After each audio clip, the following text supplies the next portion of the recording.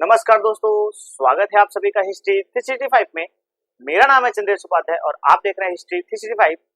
तो जैसा कि आप सभी को पता है कि हमारा चोल वंश के ऊपर जो क्लास है वो हो रहा है, निरंतर क्लास हो रहा है। हमने चोल वंश के ऊपर जो है वो काफी क्लास पहले कर ली है, तो अगर आपने उसको नहीं देखा है तो जाके प्लीज एक बार देख लीजिएगा।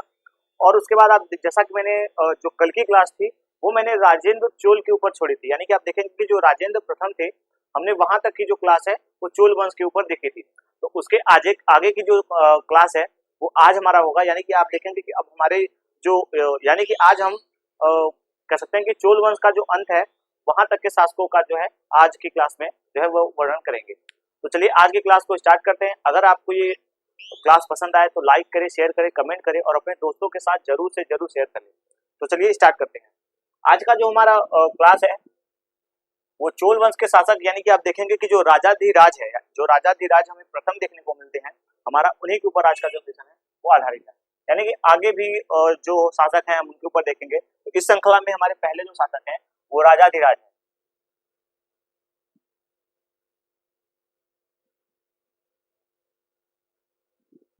राजाधिराज जो है प्रथम,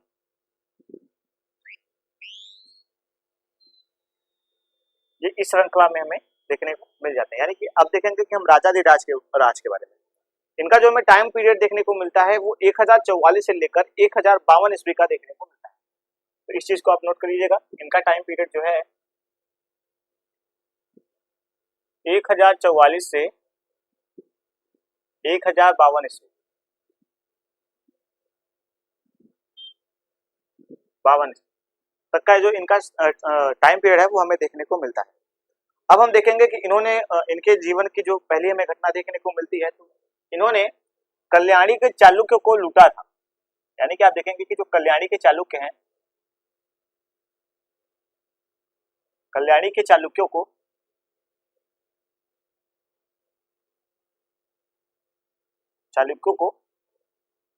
लूटा था। जो कल्याणी के चालुक्य थे इनको इन्होंने लूटा था और वहां पे इन्होंने अपना जो वीरा राजे कह सकते हैं कि जो कह सकते हैं कि एक अभिषेक है वो किया था। वीरा अभिषेक यहाँ पे इन्होंने किया था, वीराभिषेक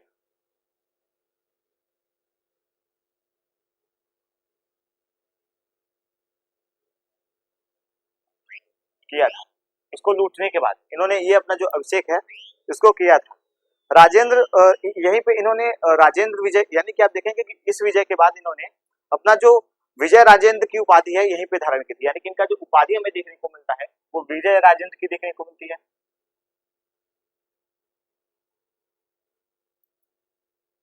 इन्होंने विजय राजेंद्र की उपाधि धारण की। यहाँ के इस विजय के बाद यहाँ पे इन्होंने अपना राज्याभिषेक किया। उसके बाद इन्होंने अपना एक कह सकते हैं जो उपाधि है विजय राजेंद्र की, ये इन्होंने धारण की थी। एक बात और आपको बता दूं कि जो राजाधिराज है इन्होंने इनके बारे में ये एक बहुत महत्वपूर्ण चीज है। यानी कि आप देखेंगे कि इतिहास में हमें जल्दी ज्यादातर हमें ऐसे जो चीज है वो देखने को मिलते नहीं है, ऐसे जो तथ्य है वो देखने को मिलते नहीं है कि कोई शासक किसी शासक ने अपने पुत्र के अलावा अपने भाई को जो है अपना शासन दिया हो। यानी कि अपना जो सत्ता था इन्होंने अपने पुत्र को ना देकर, यानी कि आप देखेंगे कि इन्होंने अपनी जो सत्ता थी वो अपने पुत्रों को ना देकर के अपने भाई को दिया था। तो इस चीज में भी इनकी इस बात में भी इनका हमें स्पष्टीकरण देखने को मिलता है कि इन्होंने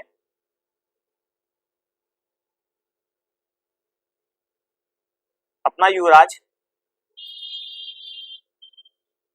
युवराज अपने पुत्रों को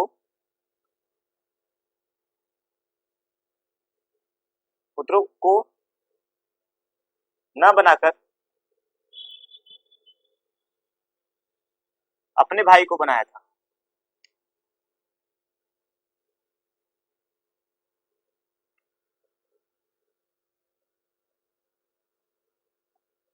अपने भाई को बनाया था। यानी कि आप देखेंगे कि इन्होंने जो कह सकते हैं कि इन्होंने जो अपना शासन काल था, यानी कि अपनी जो सत्ता थी वो अपने पुत्रों को न देकर अपने भाई को अपना जो है युवराज जो है वो मनोनीत किया था, यानी कि उसको माना था। उसके बाद आप देखेंगे कि कोम्पल के युद्ध में जो राजाधिराज हैं उनकी मृत्यु हो जाती है।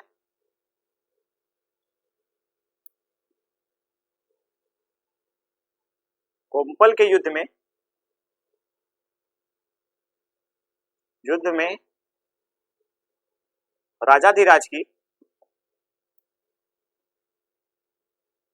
मृत्यु हो जाती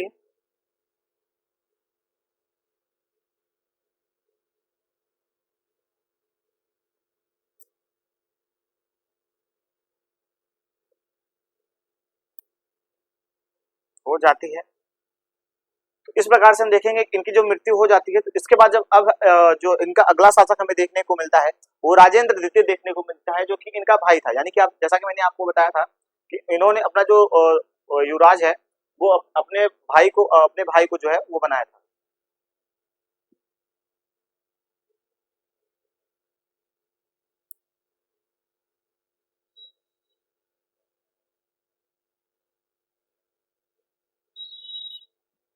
जो इन्होंने अपना युवराज जो है और अपने भाई को जो है वो बनाया था।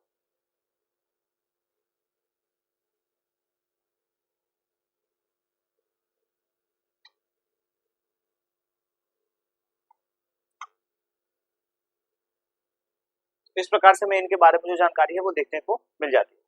अब हम देखेंगे कि जो हमारा अगला शासक यानी कि हम जो हमारे अगले शासक हैं उनके बारे में हमें क्या जानकारी जो है वो देखने को मिल जाती है। आप देखेंगे कि जो हमें इनके बाद जो हमारे अगले शासक हैं वो राजेंद्र द्वितीय हैं।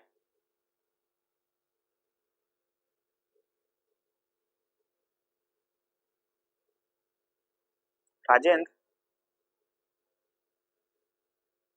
द्वितीय हैं।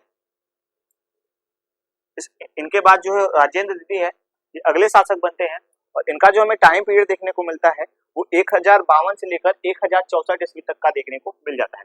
यानी कि आप देखेंगे कि 1052 से लेकर के 1064 ईस्वी तक का इनका जो टाइम पीरियड है वो हमें देखने को मिल जाता है। इनके बारे में कुछ खास हमें जो उपलब्धि है वो देखने को नहीं मिलती। इन्होंने कोम्पल के युद्ध में ही जो है अपना राज्याभिषेक किया है। ये पूछा गया है कई बार क्वेश्चन कि ऐसा कौन सा चोल शासक है जिसने युद्ध मैदान में यानी युद्ध क्षेत्र में ही अपना जो है वो राज्याभिषेक किया था। तो आपको इस बात को नोट रखना है कि इन्होंने कोम्पल के युद्ध में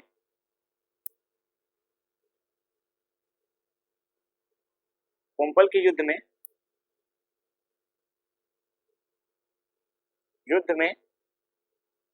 युद्ध में अपना राज्याभिषेक किया था। युद्ध में अपना राज्याभिषेक किया था।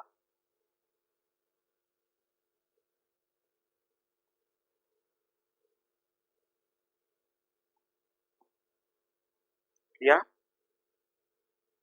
तो हमें इनके बारे में ये जानकारी जो है वो देखने को मिल जाती है कि कोम्पल के युद्ध में इन्होंने अपना राज्याभिषेक किया था। तो कई बार ऐसा क्वेश्चन पूछा गया है कि ऐसा कौन सा चोल शासक था जिसने युद्ध क्षेत्र में यानी कि युद्ध के मैदान में जो है उसने अपना राज्याभिषेक करवाया है या किया है। तो उनके बारे में ये हमें जानकारी जो है वो देखने को मिल जाती है। उसके बाद हम देखेंगे कि इसने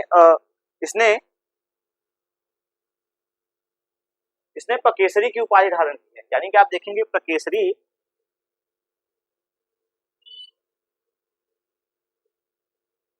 किसने की उपाधि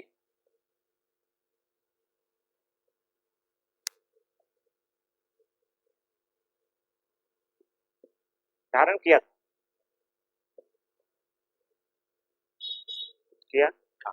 इस प्रकार से देखेंगे कि इनके बारे में हमें ये जो जानकारी है वो देखने को मिल जाती है। अब हम आगे के शासक के बारे में देखेंगे यानी कि वीर राजेंद्र के बारे में देखेंगे।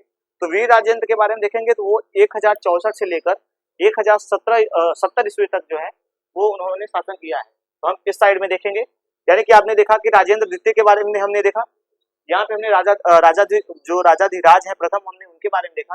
अब जो है वो हम वीर राजेंद्र के बारे में देखेंगे।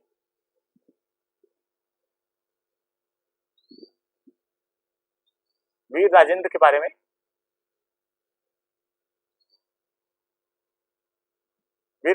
में देखेंगे। इनका जो हमें टाइम पीरियड देखने को मिल जाता है यानी कि आप देखेंगे कि इनका जो टाइम पीरियड मैंने अभी आपको बताया 1064 ईस्वी से लेकर के जो 1064 ईस्वी है 1064 ईस्वी से लेकर 1070 ईस्वी तक का हमें टाइम पीरियड देखने को मिलता है। मैं ऊपर लिख देता हूँ क्योंकि इधर आपको दिखाई नहीं देगा। 1064 ईस्वी से लेकर 1070 ईस्वी तक का टाइम पीरियड इनका हमें देखने को मिल जाता है। 1070 ईस्वी तक का टाइम पीरियड जो है वो हमें इनका जो है वो देखने को मिल जाता है। तो आप इस चीज को नोट कर लीजिएगा, ये काफी इंपॉर्टेंट है। अब हम देखेंगे इनकी उपाधि क्या क्या थी। तो आप देखेंगे कि इनकी उपाधि जो हमें देखने को मिलती है,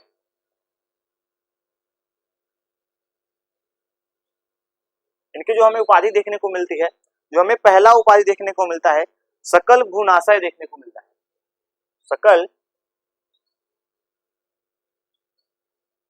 भूशय। और उसके बाद आप देखेंगे कि बल्लभ बल्लभ की जो उपाधि हमें देखने को मिलती है, यानी कि आप देखेंगे इनकी जो उपाधि हमें देखने को मिली है वो बल्लभ बल्लभ की देखने को मिली।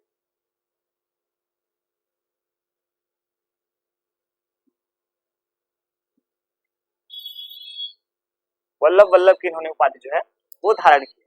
इनके बारे में हम देखने को मिलता है कि वीर राजेंद्र जो थे, इन्होंने एक अभिलेख में ऐसा लिखवाया है, इन्होंने एक अभिलेख में ऐसा वर्णन किया है कि इनके अभिलेख हमें मिलते हैं देखने को। उस अभिलेख में इन्होंने कहा है कि इन्होंने जो कंडारम एक जगह का मैंने नाम बताया था, तो कंडारम को जो है इन्होंने पूरी तरह से जला दिया था। और एक वहां के शासक थे हमें शैलेंद्र, शैलेंद्र शासक से इन्होंने अपने पैरों की जो है वो पूजा करवाई थी। तो इस बात का जो हमें वर्णन है, हमें इनका सबसे पहला देखने को मिल जाता है। इन्होंने इन्होंने कंडारम को जला दिया था।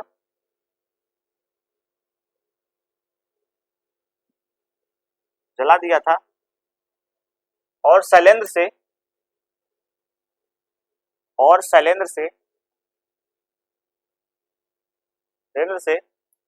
अपने पैरों की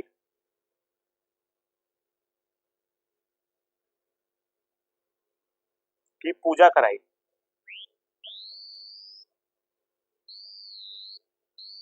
करवाई। तो हमें इनके बारे में ये जो जानकारी है वो देखने को मिल जाता है। ये काफी इंपॉर्टेंट आपको जानकारी है जो देखने को मिलेगी।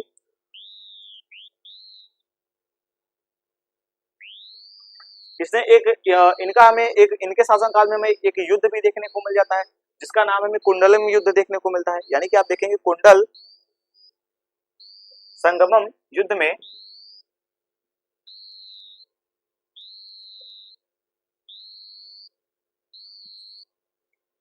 कुंडलम संगमम युद्ध में इन्होंने चालुक्यों को पराजित किया था। यानी कि आप देखेंगे कि इन्होंने चालुक्यों को पराजित किया था।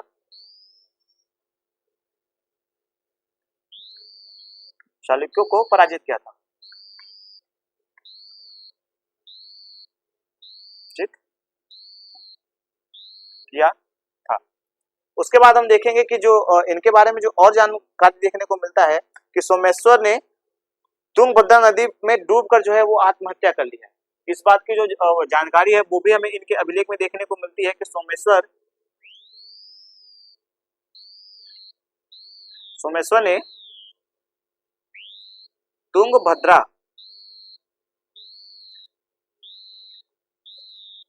नदी में डूबकर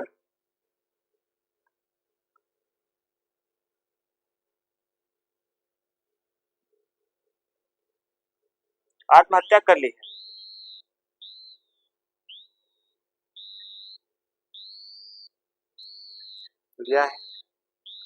एक बात और आपको बता दूं कि इन्हें एक विद्वान है जो कि कहते हैं कि यह एक कह सकते हैं कि इनके बारे में ऐसी जानकारी जो है वो देखने को मिल जाती है। यह एक महत्वपूर्ण शासक जो हमें के रूप में देखने को मिलते हैं। इन्होंने एक जो बुद्ध मित्र है, यानी कि आप देखेंगे कि बुद्ध मित्र ने इन्हें वीर राजेंद्र को महान तमिल विद्वान बताया है। यानी कि आप देखेंगे कि इनके बारे में एक हमें जो महत्वपूर्ण जानकारी देखने को मिलती है वो ये है कि बुद्ध मित्र ने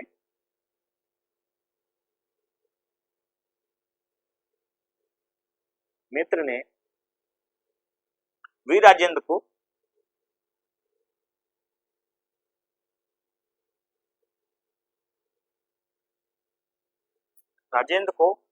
महान तमिल जो कह सकते हैं कि महान तमिल विद्वान जो है वो कहा है। को महान तमिल विद्वान विद्वान कहाँ है, कहाँ है। तो हमें इनके बारे में ये सारी जो जानकारी है वो देख ले एक बार हम इनके बारे में पूरी फिर से एक बार रिवाइज कर लेते हैं। तो जैसा कि मैंने आपको सबसे पहले आपको बताया था कि जो राजेंद्र चोल के बारे में हमने देखा था, तो राजेंद्र प्रथम के बारे में हमने देखा था, तो उसके बाद हम देखेंगे उनके पुत्र जो है वो राजाधिराज जो है वो शासक के रूप में हमें देखने को मिल जाते हैं। यानी कि हम देखेंगे कि राजाधिराज जो है वह शासक के रूप में मिलते हैं। इनका जो शासन इनका जो हमें टाइम पीरियड देखने को मिलता है वो 1044 से लेकर 1052 ईस्वी तक का हमें देखने को मिल जाता है। उसके बाद आप देखेंगे कि कल्याणी के चालुक्यों से इनकी सबसे पहली जो हमें युद्ध है कह सकते हैं कि देखने को मिला है। इन्होंने कल्याणी के चालुक्यों को लूटा है और उसके बाद जो है इन्होंने जो एक कह सकते हैं कि वहां पे अपना राज्याभिषेक है वो किया है। उसके बाद इन्होंने विजय राजेंद्र की वहां पे उपाधि जो है वो धारण की है। उसके बाद हम देखेंगे कि इन्होंने अपना जो युवराज है, एक हमें इतिहास में ऐसा भी शासक देखने को मिला है जिसने अपना युवराज जो है वह अपने पुत्र को न बना करके अपने भाई को बनाया था। और इसके बाद देखेंगे कि इन्होंने एक कुंभल के युद्ध में जो है इनकी मृत्यु जो है हो जाती है। उसके बाद इनके भाई जो थे वो राजेंद्र द्वितीय थे और राजेंद्र द्वितीय ने ही जो है उसके आगे का जो है वो शासन किया था। आप देखेंगे कुंभल के युद्ध में अपना राज्याभिषेक किया था और उसके बाद इन्होंने जो है एक कह सकते हैं कि जो उपाधि है वो धारण की थी प्रकेसरी की। आप देखेंगे कि प्रकेसरी की जो इनकी उपाधि है वो हमें देखने को मिल जाती है कि प्रकेसरी की जो हमें उपाधि है वो इनकी देखने को मिलती है राजेंद्र द्वितीय की। उसके बाद हम देखेंगे कि इनके बाद जो हमें और दूसरे शासक देखने को मिलते हैं वो वीर राजेंद्र देखने को मिलते हैं। जो वीर राजेंद्र है इनका जो हमें टाइम पीरियड देखने को मिलता है 1064 से लेकर 1070 ईस्वी तक का जो है हमें इनका टाइम पीरियड देखने को मिल जाता है। इनकी जो हमें उपाधि देखने को मिलती है वो है सकल भुवनाश्रय और इसके बाद बल्लभ की उपाधि जो है वो उन्होंने धारण की थी।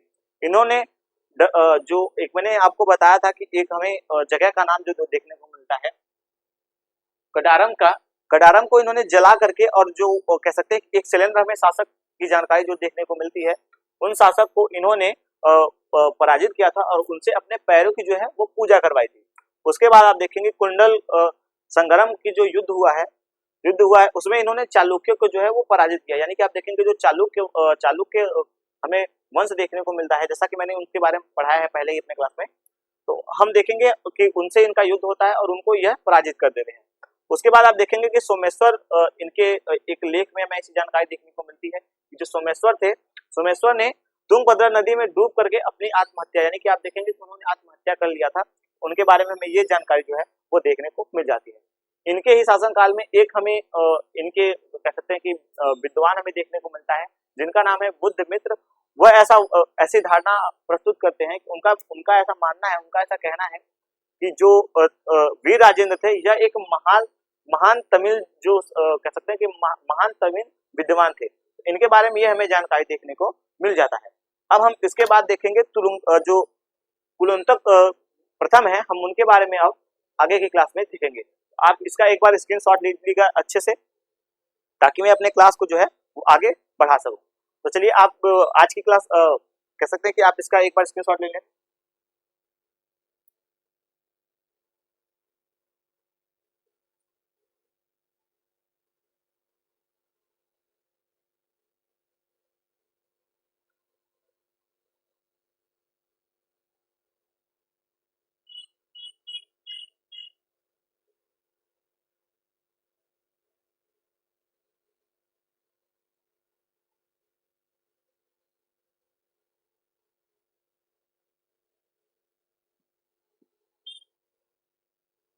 चलिए अब हम देखेंगे इस वंश के हमें जो अगले शासक देखने को मिलते हैं कुलोत्तुंग प्रथम के बारे में।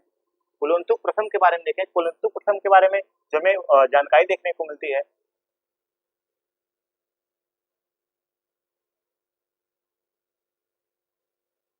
कुलोत्तुंग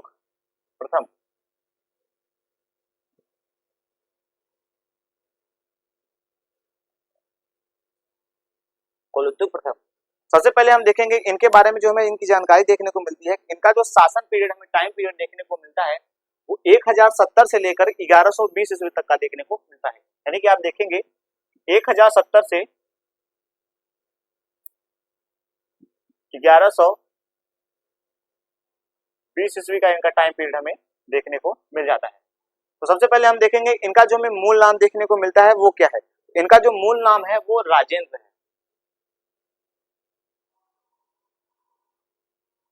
इनका मूल नाम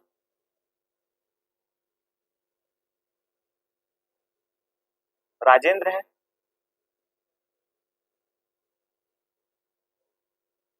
राजेंद्र है।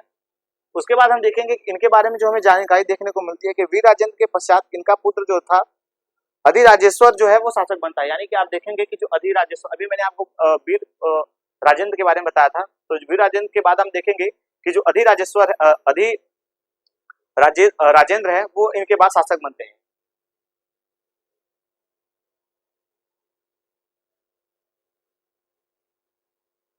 वीर राजेंद्र के बाद उनका पुत्र पुत्र पुत्र अधिराजेंद्र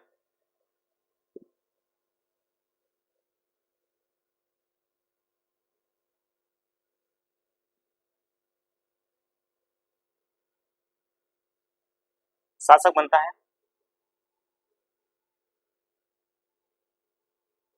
यानी कि आप देखेंगे कि जो अधिराजेंद्र है वो इनके बाद जो है वो शासक के रूप में जो है वो आता है। आप देखेंगे कि उनके बारे में हमें ये जानकारी देखने को मिलती है। जय विजयालय वंश का अंतिम हमें शाखा देखने को मिलता है। यानी कि आप देखेंगे कि जो अधिराजेंद्र है, अभी मैं तुलुंकुक कुलुंतुक प्रथम है, मैं उनकी बात नहीं कर रहा। अभी मैं राजेंद्र, जो वीर राजेंद्र के पुत्र हैं, यानी कि अधिराजेंद्र की, आपको कंफ्यूज नहीं होना, क्योंकि इनके बाद हमें इंपॉर्टेंट साथ जो है वो शासक जो है वो तुलुंकुक प्रथम हमें देखने को मिल जाते हैं। अभी मैं बताऊंगा कि कैसे।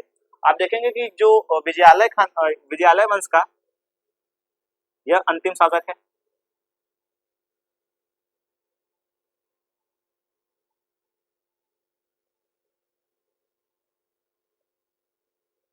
यह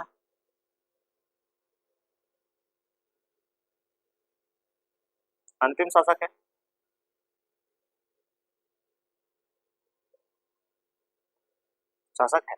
आप देखेंगे कि इसकी जो मृत्यु है वो 1 वर्ष बाद जो है वो राजेंद्र नामक एक हमें शासक देखने को मिली है, वो उन्होंने कर दिया था। इसके स्थान पे, यानी कि आप देखेंगे इसके स्थान पे, यानी जब इसकी मृत्यु हो जाती है तो उसके बाद हमें देखने को मिलते हैं कि जो चालुक्य वंशज और चोल वंशज के जो भाग्य विधाता हैं वो ये सब हो जाते हैं। यानी कि आप देखेंगे कि इसके स्थान पर जो चोल और चालुक्य हैं वो इस वंश के भाग्य विधाता के रूप में जो है वो एक भूमिका जो है वो निभाने लग जाते हैं। इनकी मृत्यु के बाद इनकी मृत्यु के बाद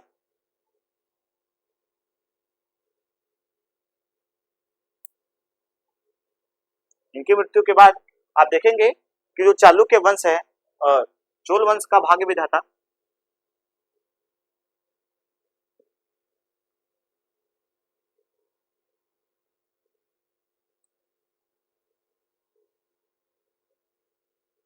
चोल वंश का भाग्य विधाता हमें चोल और चालुक्य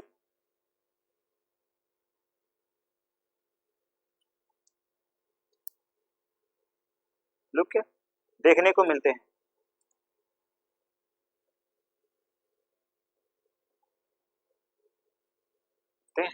आप देखेंगे जो हमें चोल वंश की, यानी कि आप देखेंगे कि चोल वंश की जो प्रारंभिक हमें बातें देखने को मिलती है कि चोल वंश के जो कह सकते हैं विजयालय ने जो चोल वंश की स्थापना की है, उस वंश का हमें जो अधिराजेंद्र है ये अंतिम शासक देखने को मिलता है। हालांकि अभी चोल वंश अभी भी आगे चलेगा, अभी कुछ हमें और भी शासक देखने को जो है वो मिल जाएंगे। 1 वर्ष के पश्चात राजेंद्र जो था, यानी कि जैसा कि मैंने अभी आपको बताया कि 1 वर्ष के पश्चात जो राजेंद्र नामक एक हमें शासक देखने को मिलता है, उसने तुलुंकुक इसका वध करके तुलुंकुक प्रथम के नाम पर जो है वो शासन किया। यानी कि मैं अब हम इसकी बात कर रहे हैं। यानी कि आप देखेंगे कि 1 वर्ष के बाद 1 वर्ष के पश्चात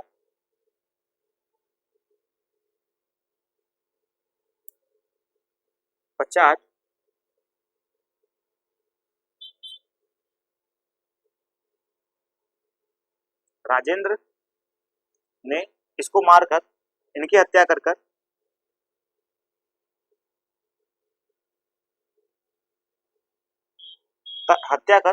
तुलुंकुक प्रथम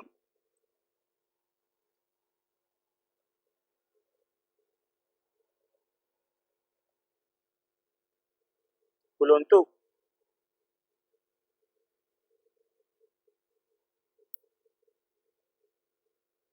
प्रथम के नाम से शासक बना।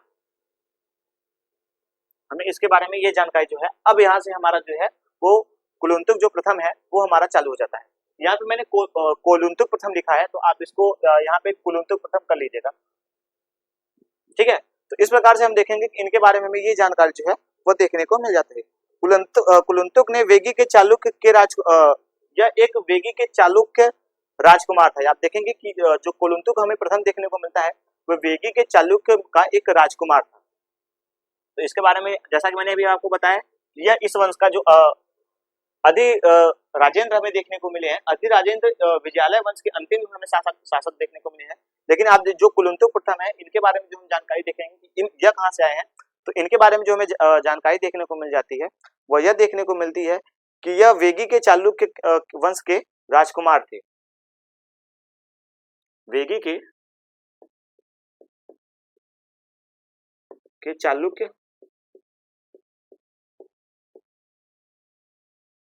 वंश के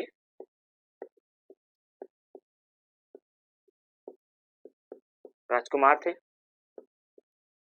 इनके बारे में ये जो जानकारी देखने को मिलती है कि ये आए कहाँ से, तो ये यहाँ से आए हुए हमें देखने को मिल जाते हैं। इनके समय जो सिंघल के जो हमें विजय बाहु देखने को मिलते हैं वह स्वतंत्र हो गए थे। यानी कि इनके शासनकाल में जब जो कुलुंतुक हैं, इनके शासनकाल में सिंघल जो है, इनके शासनकाल में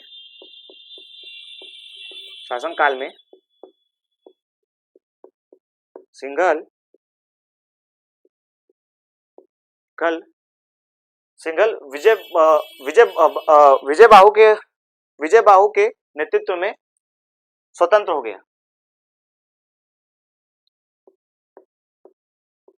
विजय बाहु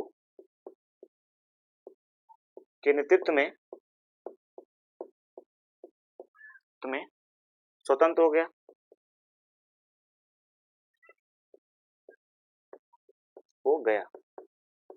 तो हमें इनके बारे में ये जो जानकारी है वो देखने को मिल जाती है कि आप देखेंगे कि अब जो है वो हमें चोल वंश का जो है एक विघटन जो है वो प्रारंभ होता हुआ देखने को मिलेगा। जो चोल वंश समस्त आप देखेंगे कि दक्षिण एशिया में फैला हुआ था, वो अब धीरे धीरे सिमटता हुआ हमें देखने को मिलेगा। यानी कि आप देखेंगे कि अब जो है वो चोल वंश जो है वो पतनशील होता हुआ हमें देखने को मिल जाता है अभी से।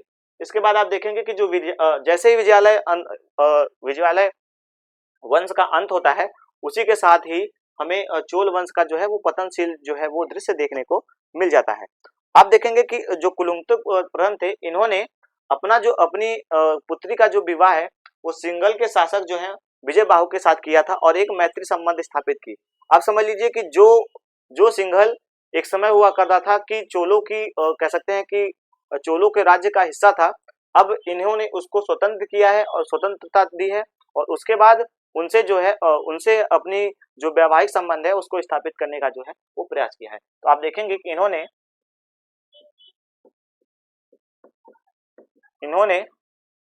अपनी पुत्री का विवाह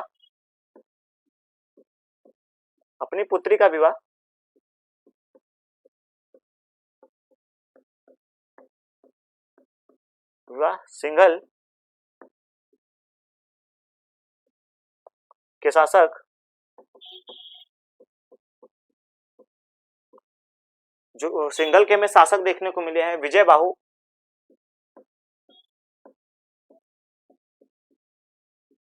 के साथ किया और मैत्री संबंध स्थापित किया।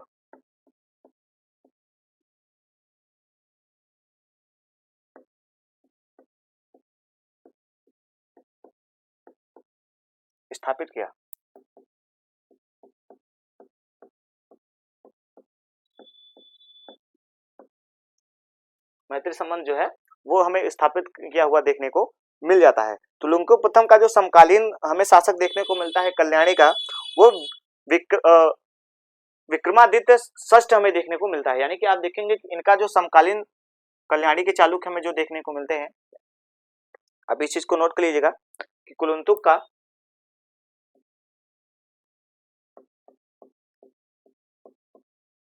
का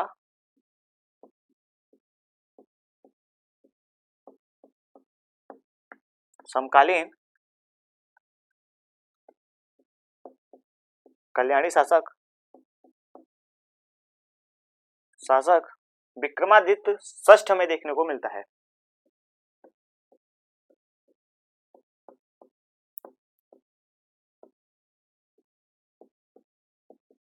षष्ठ देखने को मिलता है।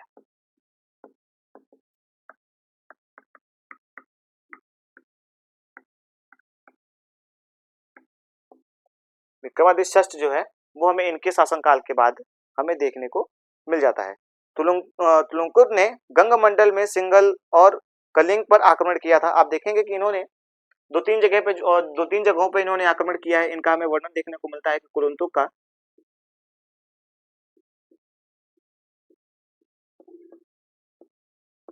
कुलुंतुक का जो हमें विजय अभियान देखने को मिलता है, विजय अभियान कह सकते हैं, जिन्होंने आक्रमण किया है वो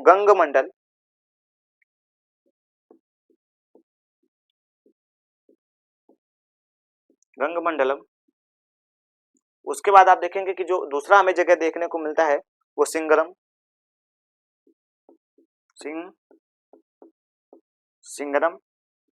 उसके बाद आप देखेंगे कि जो हमें तीसरा जगह देखने को मिलता है वो कलिंग पर इन्होंने आक्रमण किया है। कलिंग पर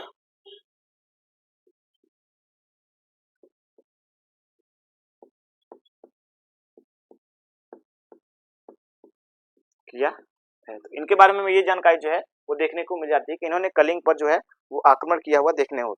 इनके ही शासनकाल में एक कलिंग का हमें विद्रोह देखने को मिलता है जिसको इनके सेनापति ने दबाया था।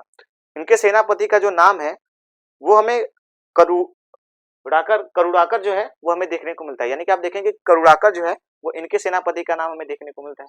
यानी कि इनके शासनकाल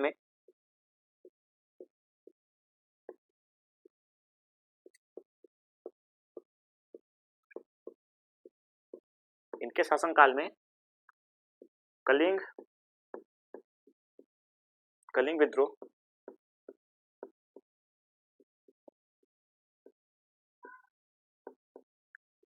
हुआ और इसको दबाने के लिए इनका जो शासक कह सकते हैं सेनापति है, इनका जो हमें इनका हमें जो सेनापति देखने को मिलता है करुड़ाकर, वो हमें देखने को मिल जाता है। इसने इस विद्रोह को दबाया, वो काफी इंपॉर्टेंट हमें देखने को नहीं मिलता। उसके बाद हम देखेंगे आगे जो हमें अन्य उपलब्धि इनके देखने को मिलते हैं वो भी हम देखेंगे। तो इस प्रकार से मैंने इनके बारे में ये सारी बातें जो है वो आपको बताई। अब आगे जो हमारा क्लास है वो बढ़ेगा। अब हम आज कह सकते हैं कि आज हम चोल वंश के अंत तक की जो बातें हैं वो सारा देखेंगे। इस प्रकार से हम इनके बारे में देखते हुए आगे बढ़ेंगे।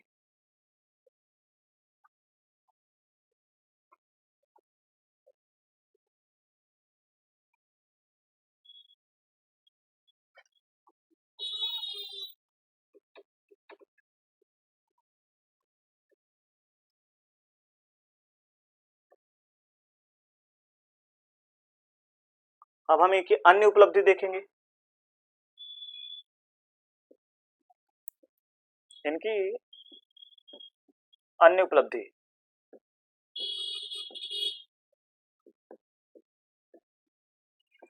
इनकी जो अन्य उपलब्धियां हैं अब हम उनके बारे में जो है वह चर्चा करेंगे। यानी कि इनकी जो अन्य उपलब्धि है उसको हम देखेंगे। आप देखेंगे कि इन्होंने 2 बार जो है वो भूमि का पैमाइश करवाई है। इन्होंने 2 बार भूमि का माप करवाया है।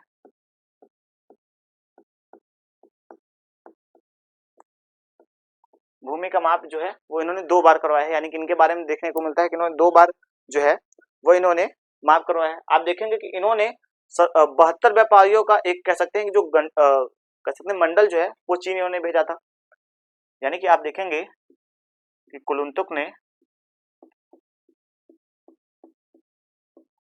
72 व्यापारियों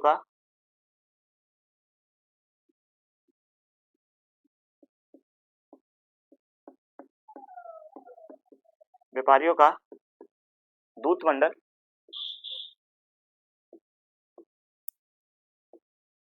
चीन भेजा था।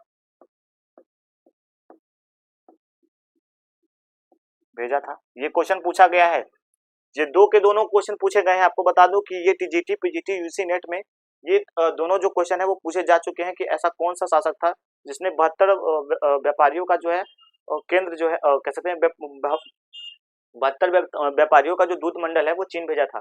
आपको बता दूं कि दूत मंडल से कई क्वेश्चन हमसे पूछे जाते हैं, तो आप इन सभी बातों का जो है वो अच्छे तरीके से जो है वो ध्यान रखिएगा। आपसे पूछा गया है कि कौन सा शासक था जिसने पहली बार भूमि की पैमाइश कराई है, उसको बारे में भी आपको बताना है। मैं पहले भी आपकी क्लास में बता चुका हूँ, अगर आपने उस क्लास को नहीं देखी तो प्लीज जाके आप देख लीजिएगा। उसके बाद आप देखेंगे जब राजेंद्र प्रथम के बारे में जब मैंने बताया था तभी मैंने आपको ये सारी जो बातें हैं वो बता दी थी। उसके बाद आप देखेंगे कि इन्होंने भी भूमि की 2 बार जो है वो पैमाइश करवाई है, तो इनके बारे में ये भी हमें जानकारी देखने को मिलती है। आप देखेंगे कि इन्होंने एक कह सकते हैं कि बौद्ध विहार जो है उसको बनवाने के लिए कैप्टन में इन्होंने बौद्ध विहार को बनाने के लिए बौद्ध भिक्षुओं को जो है वो 6 लाख रुपए जो है 6 लाख स्वर्ण मुद्राएं जो है वो दी थी। इन्होंने बौद्ध भिक्षु के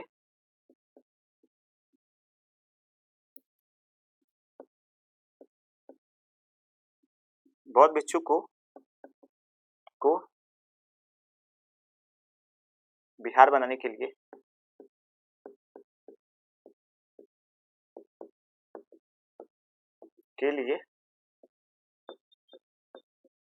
बनाने के लिए 6 लाख रुपए जो थे वो दिया था। 6 लाख रुपए या कह सकते हैं स्वर्ण मुद्रा, लाख स्वर्ण मुद्रा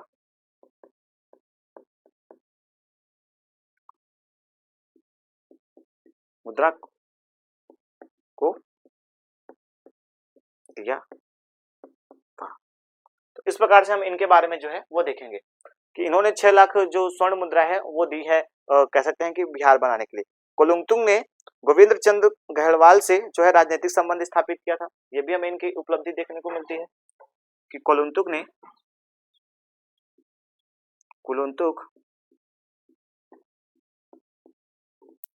ने गहलवाल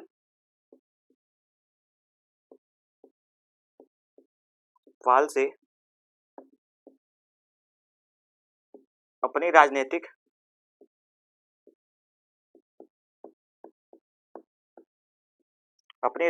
कह सकते हैं गहलवाल से अपनी जो राजनीतिक संबंध है वो स्थापित किया था।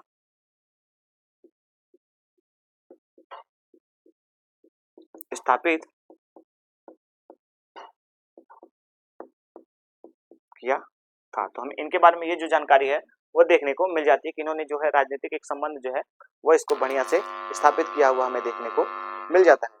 क्योंकि गढ़वाल आप देखेंगे गढ़वालों के बारे में एक जानकारी देखने को मिलती है कि जो गढ़वाल शासक हुआ करते थे वो कह सकते हैं कि सूर्य पूजा को जो है वो किया करते हैं। आप देखेंगे कि सूर्य पूजा का जो प्रचलन है वो कुलुंतुक प्रथम ने ही खूब इसका जो है वो प्रचार प्रसार जो है वो किया है। इस चीज को भी आप नोट कर लीजिएगा कि सूर्य पूजा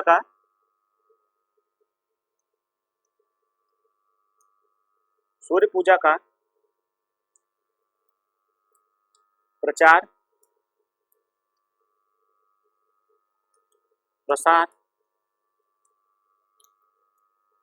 कुलुंतुक ने खूब किया।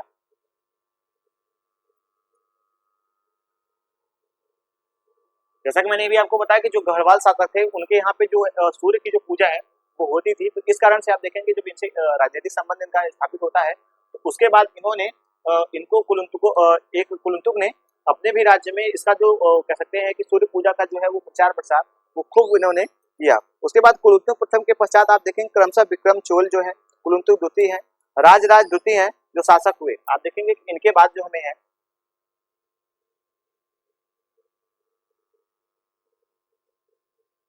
कुलुंतुक के बाद जो हमें शासकों की श्रृंखला देखने को मिलती है वो यह देखने को मिलती है कि आप देखें कुलुंतुक प्रथम के पश्चात जो है वो विक्रम चोल और विक्रम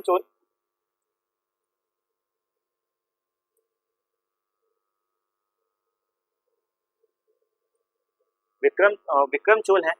उसके बाद आप देखेंगे कुलुंतुक द्वितीय है, यानी कि आप देखेंगे जो कुलुंतुक द्वितीय है वो उसके बाद हमें शासक देखने को मिलती है।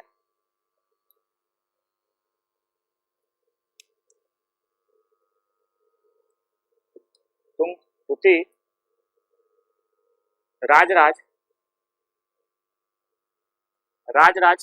द्वितीय जो है वो क्रमशः शासक बने हुए हमें देखने को मिल जाते हैं। तो इनके बारे में ये जो जानकारी है वो इस प्रकार से देखने को मिलती है। इनके दरबार में आपको एक बार बता दूं कि इनके दरबार में हमें ऐसा देखने को मिला है कि जो तमिल जो रामायण है उसके एक जो लेखक हमें कम्बन देखने को मिलते हैं, उनका जो कह सकते हैं कि वो वहां पे निवास करते थे, यानी कि इनके शासन काल में। तो मैं यहाँ पे लिख देता हूँ, इनके शासन काल में तमिल रामायण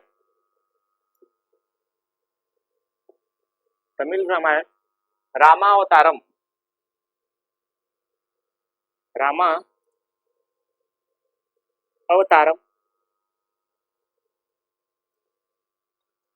जो तमिल रामायण का हमें नाम देखने को मिलता है वो रामा अवतारम देखने को मिलता है, कि लेखक कम्बन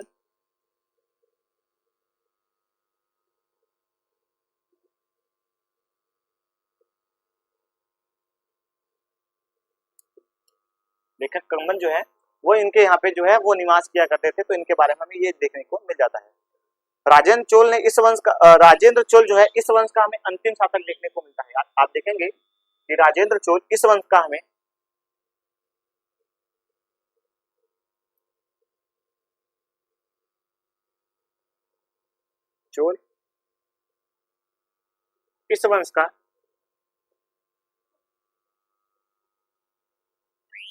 अंतिम शासक था।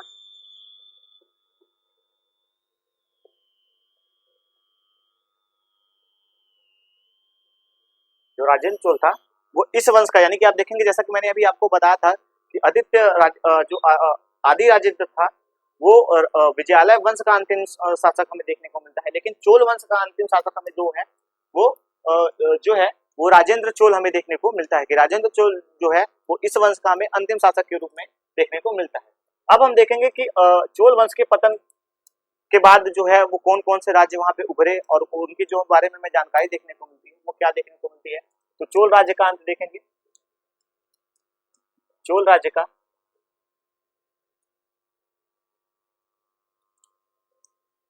अंत। पहला जो हमें सबसे इंपॉर्टेंट देखने को मिलता है वो ये है कि 1259 ईस्वी में, सॉरी माफ कीजिएगा, 1279 ईस्वी में 1279 ईस्वी में हमें कुलशेखर पांड्य जो है वो चोल सत्ता का अंत कर देता है। यानी कि आप देखेंगे कि कुलशेखर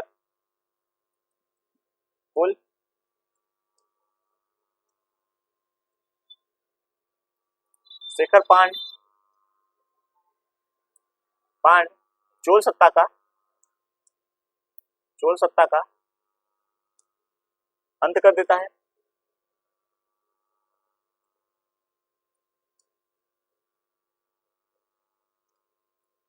जो चोल सत्ता का अंत करने के बाद आप देखेंगे कि यहाँ पे जो है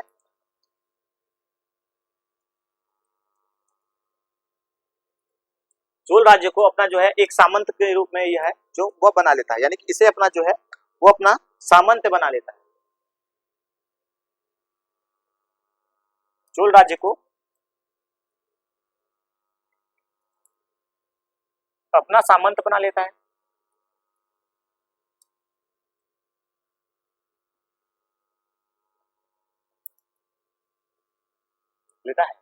उसके बाद हम देखेंगे कि जो दक्षिण भारत का हमें अब देखेंगे कि दक्षिण भारत में जो है इसके पश्चात दक्षिण भारत के जो चोल हैं उनकी जगहों पर जो पांड्य है, होयलस है, यह वंश जो है वो उदित हो जाते हैं।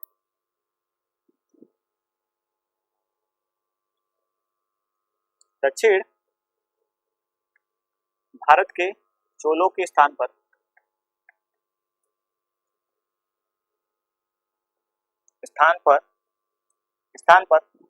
जो हमें पांड्य और होयलस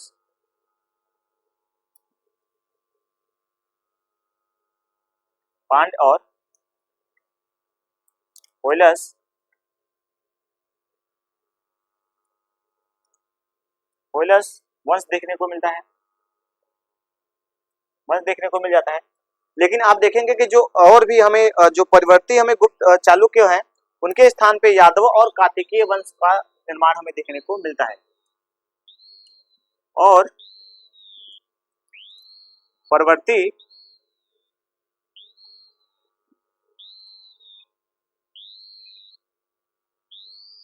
चोलों के स्थान पर, सॉरी माफ कीजिएगा, परवर्ती चालुक्य के स्थान पर होयलस, सॉरी माफ कीजिएगा, यादव और कार्तिकीय वंश ने ले लिया था। यानी कि यादव और कार्तिकीय वंश ने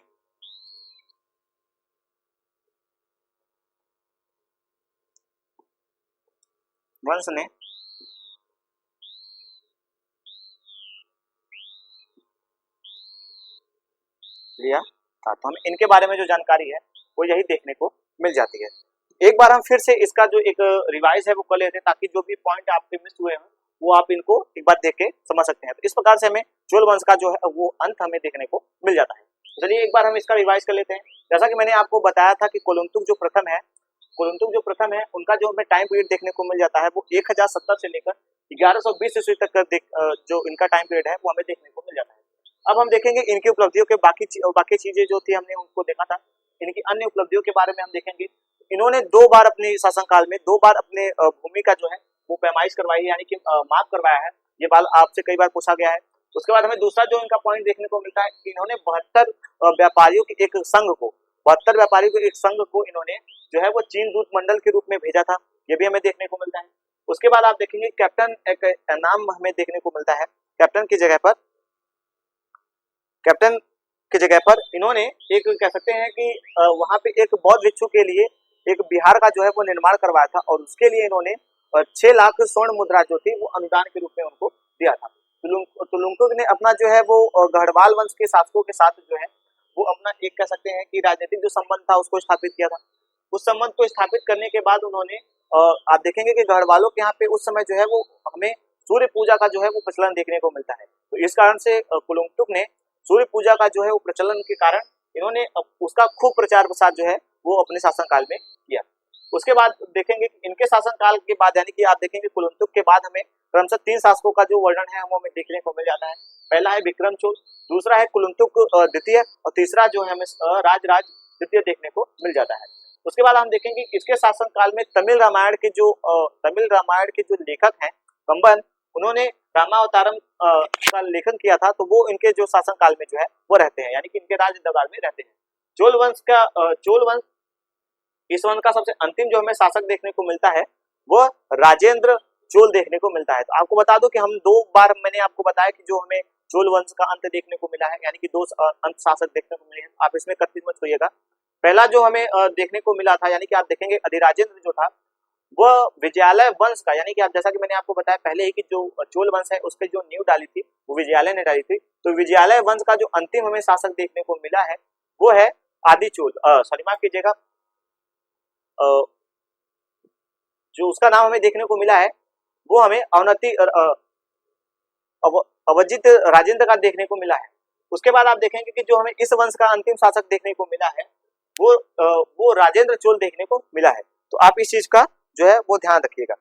उसके बाद हम देखेंगे कि चोल राज्य का जो अंत हुआ है वो कैसे होता है, किस कारण से होता है। तो आप देखेंगे कि 1279 ईस्वी के आसपास हमें 79 ईस्वी के आसपास देखेंगे कुलुंतन जो कुलकेश्वर है पांड्य राज ने चोल सत्ता का जो है वो अंत कर दिया।